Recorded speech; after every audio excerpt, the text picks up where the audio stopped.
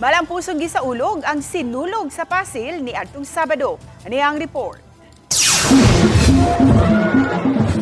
Bahala nagmasabunan ang sinina, basta lang malingaw og malipay. Maligo bita og balik, inigabot sa balay. Makita nimo kini sa dagway sa mga nakifiesta sa sinulog sa Pasil dinhi sa Dakbayan sa Subo. Sa tinuig nila nga kalihukan og selebrasyon, di gyud makalimtan ang pagsayo o pagkiay-kiay sama na lang ni Manang nga nag-ikid-ikid og sayaw kauban ang mga dalaga. Uy, tua, gihapak si Inday. Ayay, sige Manang, sayaw lang.